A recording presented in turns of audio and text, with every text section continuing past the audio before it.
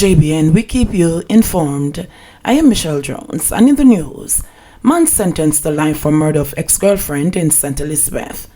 Jermaine Miller, who was accused of the stabbing death of his ex-girlfriend, 27-year-old Nevia Sinclair, at her family home in Brinkley, St. Elizabeth last year, was yesterday sentenced to life in prison for her murder. His attorney, Queen's Counsel Peter Champagne, said that Miller was also sentenced to 13 years of burglary.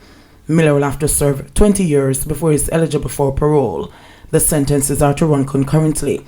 The sentences were handed down by High Court Judge Justice Courtney Day in the St. Elizabeth Circuit Court in Black River. Sinclair had moved out of her boyfriend's home and returned to live with her parents because of an alleged abusive relationship. She was stabbed to death in her bedroom about 10:50 p.m. on January 12, 2020, as her family slept. The intruder pushed aside mosquito netting and climbed through an unlocked window to enter her bedroom. Miller was allegedly seen fleeing the scene immediately after Sinclair's parents saw her bleeding on the floor. Westmoreland man charged for fatal attack outside hotel. Detectives assigned to the Westmoreland Criminal Investigations Branch have charged a man with murder, robbery with aggravation, and illegal possession of firearm.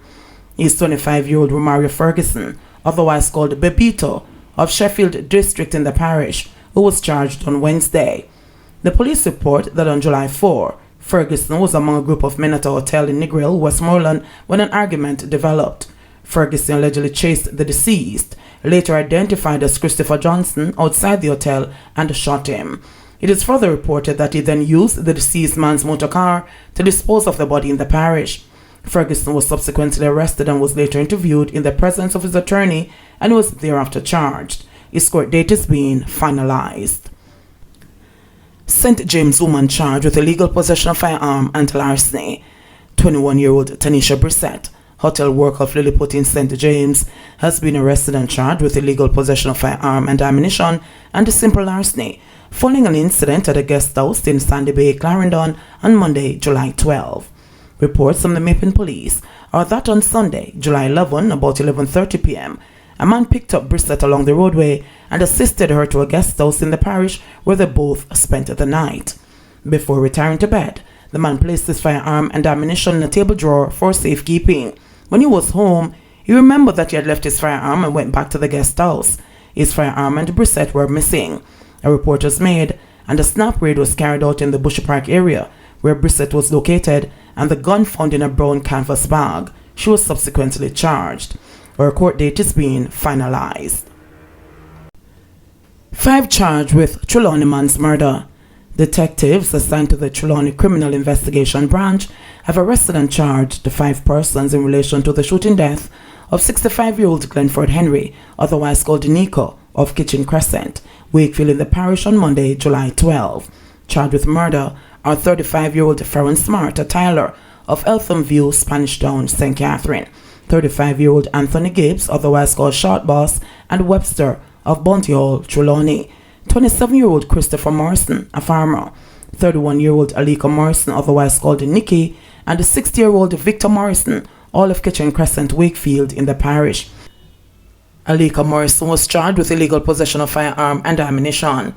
Reports from the Falmouth police are that about 8:05 a.m., citizens heard explosions and summoned them.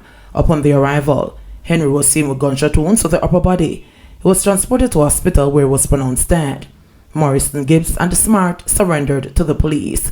Further investigations led to the arrest of Victor Morrison. Alika Morrison was arrested during an operation conducted in Wakefield, Trelawney. A Colt pistol with 3.45 cartridges was recovered. Their court date is being finalized. Chief Justice blasts police for late arrival at court with prisoners. Chief Justice Brian Sykes has blasted the police for what he has described as a constabulary's failure to improve on bringing prisoners to court in a timely manner.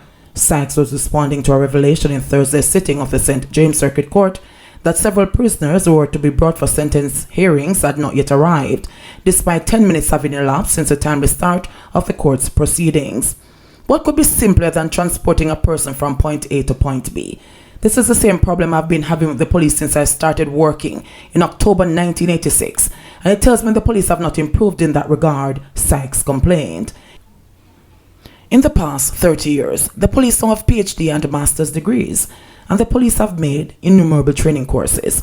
Who is it that 30 years later, for people with master's degrees, numerous CSEC and CAPE subjects, and all that education, the basic thing to bring the prisoner from here to there by a certain time cannot be done? Clearly bringing prisoners to court on time is not and could never have been a priority of the police, Sykes added. The Chief Justice's criticism is an echo of a call made by Director of Public Prosecutions, Paula Llewellyn, and High Court Judge Gloria Smith in 2015 that the police should do more to improve transportation of prisoners to court. At that time, the call was made in the Home Circuit Court in Kingston, following the revelation that only one police vehicle was currently being used to transport prisoners to court, resulting in several cases starting late. Chuck tells St. Ann cop to get court order to euthanize dogs. Minister of Justice Delroy Chuck has instructed St. Anne's top cop, Superintendent Dwight Powell, to get a court order for the humane killing of 2 pit bulls that mauled an elderly woman in June. For more than a month, the dogs have been attacking staff at the Jamaica Society for the Prevention of Cruelty to Animals, JSPCA, who now feel they are uncontrollable. These 2 dogs that hurt the 61-year-old woman was sent to JSPCA, and over the past week, the lady responsible for the dogs said that they are vicious and out of control. One of them attacked one of the handlers, and all she tried to see if they could be trained. They cannot be properly dealt with, Chuck said on Thursday. During a commissioning ceremony for Justices of the Peace, I asked the superintendent to go to court tomorrow because JSPCA has had them for 5 weeks and she wants something done. The longer they stay there, her staff will be injured. In every attempt to care for them, the dogs are attacking them. The law, he says, allows for animals to be humanely put down. Under Section 9 of the Act, it says that in addition to any penalty, the court may order that the dog may be humanely euthanized by a veterinary service at the expense of the owner of the dog, he explained. The dogs, Castro and Blacks, attacked Bavette Watson Balfour on June 12 in Eltham Motorius as she made her way to work. She was left to nurse multiple wounds all over her body. Carlton Reed, who allegedly owns the dogs, is the first person charged under the Dogs Liability for Attacks Act 2020. According to Chuck, Reed has indicated that the gate through which the dogs escaped was malfunctioning. However, the minister, who urged Superintendent Paul to prosecute all delinquent dog owners, said no excuses will be accepted. Under the Act, anyone injured by another's dog while in a public space has up to 6 years to file a civil claim.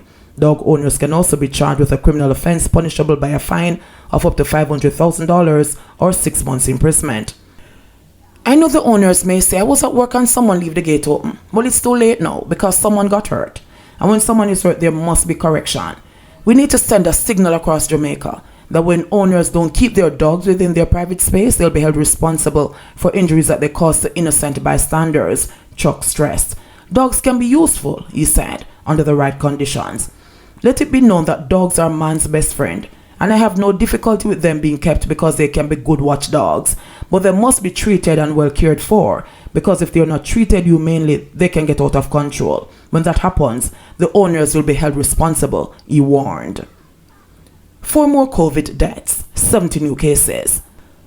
4 more coronavirus fatalities were confirmed across Jamaica on Thursday, pushing the island's virus death toll to 1,140. 2 of the victims were males from Hanover, ages 81 and 86. A 72-year-old female from St. James and a 90-year-old female from Kingston and St. Andrew were also among the latest deaths. 3 of the deaths were previously reported under investigation. Meanwhile, the Ministry of Health and Wellness said the island recorded 70 new cases of the virus, pushing the total number of confirmed cases on the island since the outbreak to 50,983. The new cases comprise 35 females and 35 males, with ages ranging from 7 months to 80 years. The ministry said 16 of the new cases were recorded in St. Elizabeth, 10 in Kingston and St. Andrew, 8 each in St. Anne, Hanover and Westmoreland, 7 each in St. Catherine and St. James, 2 each in Manchester and St. Mary, and 1 each in St. Thomas and Trelawney. The ministry further reported 1,050 new recoveries, which pushed the total recoveries to 44,207. There are 5,278 active cases on the island. JBN, we keep you informed. Please remember to subscribe, like, share, leave us a comment, and click the notification bell to receive our daily news items.